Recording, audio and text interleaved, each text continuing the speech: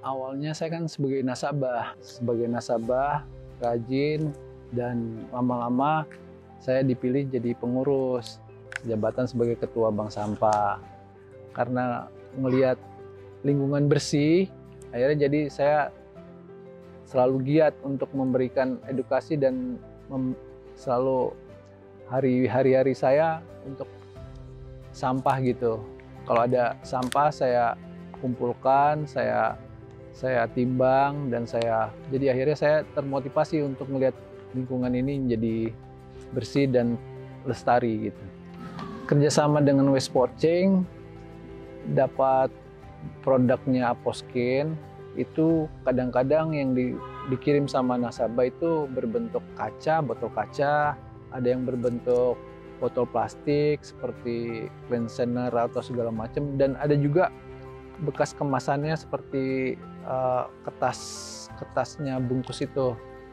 Jadi setibanya produk Waste for Change dari seluruh Nusantara, sebelum dipilah kita input dulu ke dalam programnya Waste for Change, MDC namanya waktu itu, sesuai dengan jenisnya. Kalau sudah dibuka itu yang kaca kita kumpulkan ke kaca, yang plastik botol PET kita kumpulkan ke PET, dan kemasannya kita kumpulkan ke duplek. Kita kan belum ada proses pencacahan, jadi sampah itu setelah kita pilah itu baru kita berikan nilai jualnya. Keberadaan bank sampah itu jadi membawa sirkular. Jadi sampah itu nggak sia-sia dibuang ke tong sampah, tapi dipungut ibu-ibu, dikumpulkan, ditabung ke bank sampah. Akhirnya bank sampah ini jadi berkembang. Karena volumenya banyak, ya otomatis ada nilai benefitnya lebih banyak. Nah itu juga akan kembali ke ibunya juga, ke masyarakatnya juga kan. Akhirnya ibu itu termotivasi lagi buat ngumpulin sampah-sampah yang di rumah tangga, bahkan ada yang mencari di luar.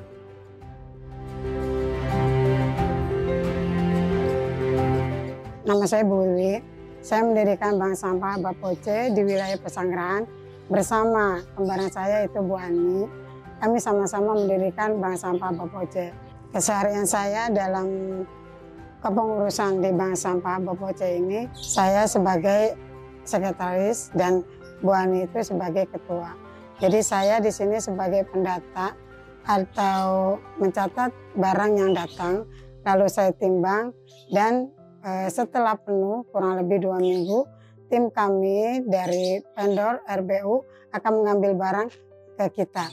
Setelah saya mendirikan Bank Sampah Bapoce, pandangan saya tentang sampah itu berubah. Yang awalnya saya tidak peduli dengan sampah, akhirnya ternyata sampah itu ada nilai jualnya. Dan saya bisa mengajak warga untuk memilah sampah agar lingkungan itu menjadi bersih dan rapi. Peran Bank Sampah Bapoce di paguyuban Bank Sampah se-DKI, alhamdulillah Bapoce diangkat atau ditetapkan sebagai sekretaris asopsi, yaitu Asosiasi Bank Sampah Seluruh Indonesia se-Jakarta Selatan, di mana di asopsi itu kita memfasilitasi barang-barang daur ulang, mengumpulkan sampah dan mendaur ulang sampah anorganik. Di antaranya yaitu bungkus kopi saset bisa dijadikan tas, kerajinan tas, dan juga kertas bisa dijadikan tempat tisu, tempat makan, dan juga bangku. Satu lagi untuk organiknya yaitu mijel atau minyak jelantah bisa didaur ulang dijadikan sabun cuci baju. Harapan untuk sahabat AVO agar bisa memilah sampahnya sendiri atau bisa mengirimkan sampahnya ke bank sampah terdekat.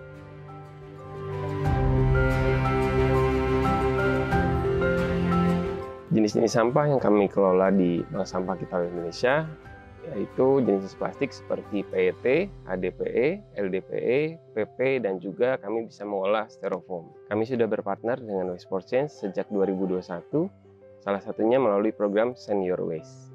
Keberadaan Bank Sampah Kita Olah Indonesia membuka lapangan pekerjaan bagi warga sekitar.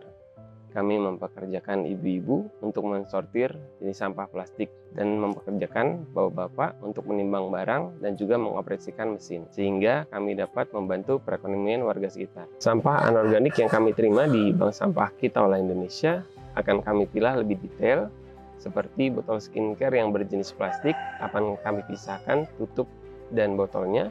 Tutupnya akan kami cacah di mesin cacah, botolnya akan kami press di mesin press.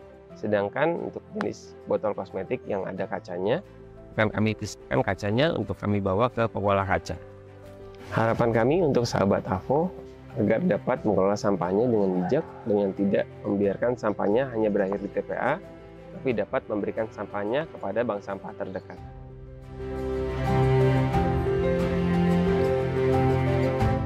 Sejak kolaborasi pertama antara Avoskin dan juga Waste for Change di program Digital Take Back. Jadi program Digital Take Back sendiri adalah sebuah jawaban untuk para pengguna brand atau para konsumen ya yang ingin mengelola sampahnya secara bijak. Gitu. Kita memulai program tersebut pada bulan September tahun 2021 hingga bulan Februari 2022. Gitu. Dan di program tersebut kita bekerja sama dengan kurang lebih 20 mitra bank sampah yang tersebar di 3 kota. Ada di kota Jakarta, kota Bandung, dan juga Semarang. Jadi teman-teman, para pengguna brand yang ingin mengelola sampahnya bisa menggunakan layanan milik Waste for Change yang bernama Send Your Waste. Jadi di situ teman-teman bisa mengirimkan sampahnya dari rumah menggunakan kurir-kurir favoritnya masing-masing. Setidaknya ada 2 kendala yang sering saya temui di lapangan. Yang pertama adalah ketidaksesuaian pengiriman paket. Gitu. Jadi sering banget ditemui di bank sampah ya, paket itu hadir tanpa kode SYW sehingga menyulitkan dalam hal pencatatan. Kemudian ditemukan juga di beberapa paket, kemasan-kemasan dari Avoskin itu belum dibersihkan, sehingga hal ini menambah kerja dari bank sampah tersebut sebelum sampah Avoskin tadi bisa terdaur ulang. Dan kita di sini berbicara bukan 1-2 paket, tapi bisa puluhan hingga ratusan kemasan yang harus mereka kelola terlebih dahulu. Tantangan kedua yang saya temui di lapangan adalah terkait materialnya itu sendiri. Memang secara umum kemasan Avoskin sudah bisa terdaur ulang, namun ada beberapa material yang masih sulit terdaur ulang, seperti contoh botol kaca ini. Nah, jika teman-teman membuang botol kaca ini sembarangan, itu akan menyulitkan proses daur ulangnya gitu. Maka dari itu penting untuk teman-teman mengirimkan seluruh kemasan Avoskin ke pendaur yang ada.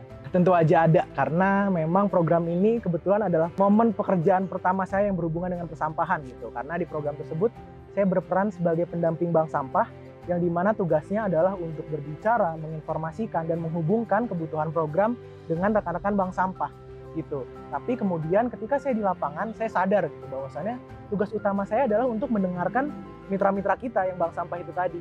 Karena dengan mendengarkan, saya menjadi tahu nih masalah mereka, kemudian kendala mereka, sehingga saya bisa mengetahui apa sih yang harus saya bicarakan, apakah sudah sesuai dengan kebutuhan mereka atau tidak, seperti itu. Jadi art of listening lah di sana saya menemukan. Kalau dulu di Digital Take Back, kita punya tagline yang namanya Love Avoskin, Love Earth. Nah, seperti itulah gambaran program tersebut. Jadi teman-teman yang peduli terhadap kesehatan kulitnya, juga peduli terhadap kesehatan lingkungan. Gitu. Dan saat ini, kata Avoskin, glowing milik semua. Nah, tidak terkecuali bumi kita juga. Harapannya Avoskin dan juga Waste for Change bisa bekerja sama kembali secara eksklusif dan bersama-sama memberikan solusi kreatif terkait masalah persampahan yang sedang kita hadapi bersama.